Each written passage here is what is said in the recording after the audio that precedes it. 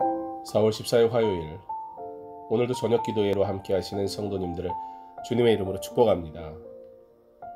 오늘은 믿음의 사람들 5번째 시간으로 히브리서 11장 20절의 말씀으로 은혜를 나누기 원합니다.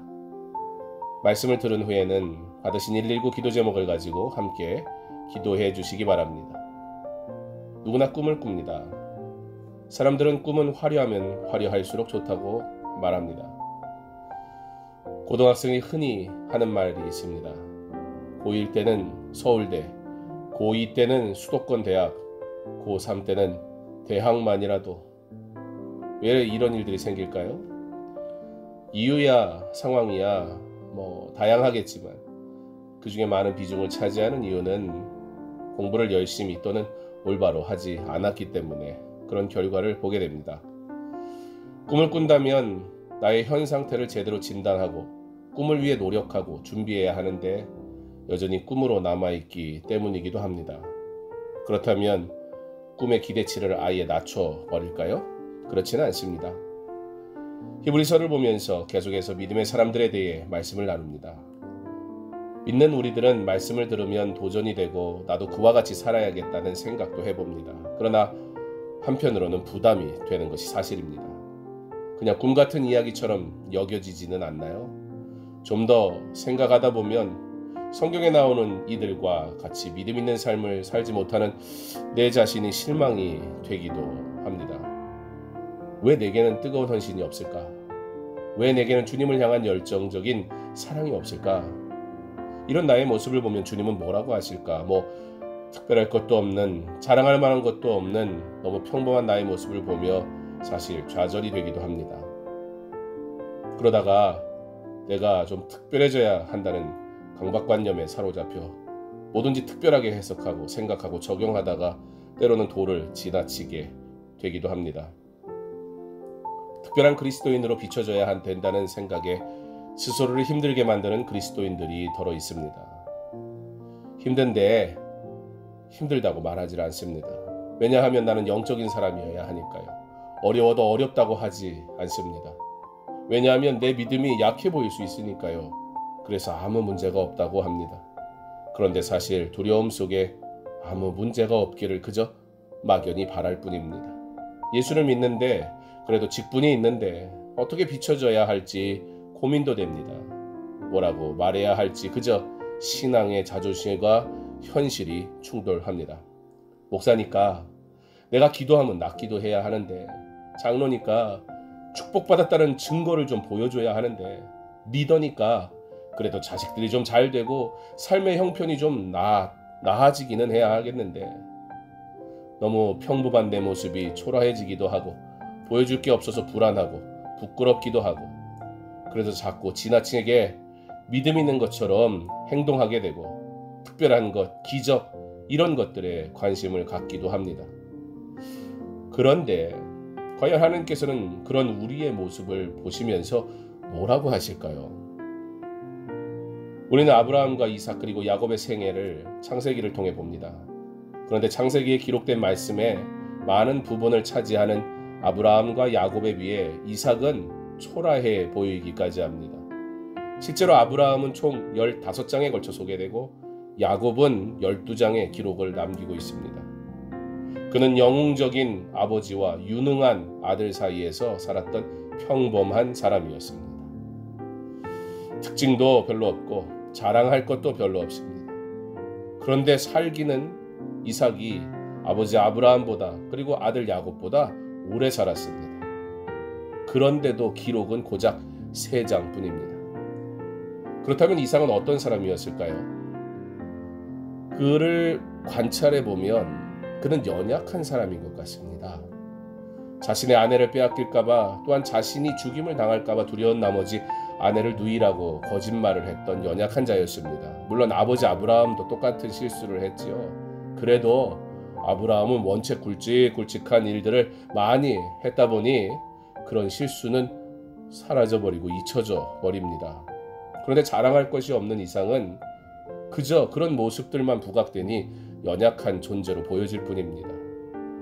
닮을 게 없어서 하필이면 아버지의 좋은 점이 아닌 부족한 점을 닮았습니다. 더군다나 그는 소극적이었습니다. 과거 아버지 때에 파놓았던, 그런데 블레셋 사람들이 메워 놓았던 샘을 파서 자신의 소떼와 양떼를 먹이려다가 사람들이 와서 원래부터 우리 샘이라고 우기니까 양보하고 맙니다. 뭐 이런 남자가 다 있습니까? 가족의 생계를 책임져야 하는데. 근데 여기서 끝이 아닙니다. 그래서 다른 곳에 가서 또 다른 샘을 팝니다. 그런데 이것마저 자기들 샘이라며 사람들이 빼앗아 갑니다. 그래서 어떻게 한 줄 아세요? 또 다른 샘을 팠습니다. 그러니까 잘못한 것 빼고 사실 잘한 거라고 할 만한 게 있다면 우물 3개 판 겁니다. 그는 그렇게 자랑할 만한 게 없는 지극히 평범한 사람입니다. 그런데 놀라운 사실은 이스라엘 조상에 대해 소개할 때 아브라함과 야곱과 함께 이삭이 빠지지를 않습니다. 성경은 언제나 아브라함과 이삭과 야곱의 하나님이라 그렇게 기록합니다. 왜 그럴까요? 도대체 무엇이 그를 하나님이 기억하시는 사람이 되게 하였을까요? 결론적으로 말씀을 드리면 아브라함도 이삭도 야곱도 하나님께서는 바로 이 2가지 때문에 그들을 기억하시고 축복하셨는데, 하나는 언약입니다. 그리고 다른 하나는 순종입니다. 하나님이 그를 축복하시기로 약속하셨기 때문입니다. 그런데 오늘은 축복보다는 순종에 대한 부분을 조금 구체적으로 다뤄보면 좋겠습니다. 이삭의 첫 번째 순종은 무엇입니까? 하나님이 그에게 일러주신 곳에 이른지라 이 아브라함이 그곳에 제단을 쌓고 나무를 벌려놓고 그의 아들 이삭을 결박하여 제단 나무 위에 놓고 손을 내밀어 칼을 잡고 그 아들을 잡으려 하니, 제물로 드릴 양이 없는 이유에 대한 아브라함의 대답은 그 대답을 듣고는 더 이상 묻지를 않습니다. 그저 묵묵히 아버지를 따라갈 뿐입니다. 성경은 아브라함이 이삭을 결박했다고 기록합니다. 그런데 이때는 이삭이 이미 중년의 때였으니 아버지 아브라함보다 힘이 있으면 더 있었지 저항하지 못하고 순순히 묶일 육체적 부족함이 없었습니다. 칼빈은 이 사실에 대해 다음과 같이 해석합니다. 이삭은 자원에서 자신을 복종시켰다. 잘 알지 못하여도 순종하였습니다. 그리고 하나님은 순종하는 이삭을 기억하셨습니다. 이삭의 2번째 순종은 무엇입니까? 이삭이 40세에 리브가와 결혼하였으나 60세가 가깝도록 후손이 없었습니다. 그렇지만 이 문제에 있어서 그는 아버지 아브라함의 전철을 밟지 않았습니다. 그러나 아내를 위하여 하나님께 간구하였습니다. 이삭이 그의 아내가 임신하지 못함으로 그를 위하여 여호와께 간구하며 여호와께서 그의 간구를 들으셨으므로 그의 아내 리브가가 임신하였더니, 간구는 지속적으로 꾸준히 기도하는 것을 뜻합니다. 그는 하나님께 간구하는 것이 최선인 줄 알았으며 그의 때에 축복하실 것을 기대하며 말씀에 순종하며 살았습니다. 마지막으로 이삭의 3번째 순종을 보겠습니다. 여호와께서 이삭에게 나타나 이르시되 애굽으로 내려가지 말고 내가 내게 지시하는 땅에 거주하라.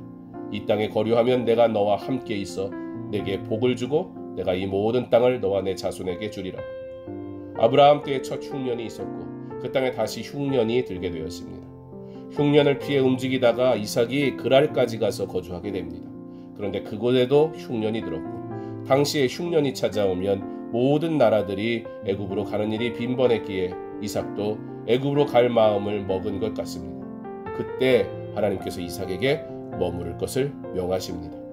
이 땅에 거류하면 내가 너와 함께 있어 내게 복을 주고, 그리고 그가 순종합니다. 구약 성경 전체에서 복이라는 히브리어 단어가 444회 나타납니다. 그 중에 86회가 시편에서, 163회가 모세오경에서 사용되었는데 163회의 기록 중 창세기의 86회가 사용됩니다. 불과 3장에 불과한 이삭의 기록이 있는 창세기 26장부터 28장에서 무려 21회 사용됩니다. 바로 창세기의 이삭과 야곱의 기사는 복의 기록임을 알 수 있습니다. 복은 하나님으로부터 오는 것입니다. 하나님이 그들에게 복을 주시면 하나님이 그들에게 이르시되 생육하고 번성하라, 땅에 충만하라. 우리의 모든 것은 하나님으로부터 오는 것임을 믿으시기 바랍니다. 하나님이 기억하시는 그리고 하나님께서 주목하시고 찾으시는 하나님의 사람 되기를 바랍니다. 이삭은 평범해 보였으나 그러나 어려운 일을 했습니다. 이삭은 평범해 보이는 사람이지만 누구보다 가장 어려운 일을 했습니다. 연약해 보였으나 이삭은 성품이 온유하고 인내심이 많으며 또한 기도하는 사람으로 기억됩니다. 자신이 연약하니 오히려 하나님을 전적으로 의지하였습니다. 그때 하나님이 그를 기억하시고 그를 강하게 하시며 그를 통해 영광 받으셨습니다. 세상에는 아브라함과 같이 사용받는 자도 있고 이삭과 같이 사용받는 자도 있습니다. 내 수준에서 꿈을 꾸지 마세요. 높은 꿈을 꾸되 그러나 하나님의 꿈을 꾸시기 바랍니다. 말씀에 의지하여 꾸는 꿈 반드시 이루어 주실 줄 믿습니다. 그 꿈을 위해 기도하기 원합니다. 하나님의 뜻을 이루기 위한 꿈을 꾸고 하나님의 꿈을 이루기 위해 나를 통해 일하시기 원하시는 하나님을 의지하세요. 그래서 목사, 선교사, 사업가, 교사, 직장인, 부모, 예능인 그게 무엇이든 기도하며 노력하세요. 내 목소리로, 내 몸짓으로, 내 입술로, 내 섬김으로 오직 하나님께 영광 돌리기를, 그의 뜻이 이루어지기를 기도할 수 있는 저와 여러분 되기를 원합니다. 하나님께서 하나님의 뜻을 이루실 때 나의 꿈이 이루어질 것입니다.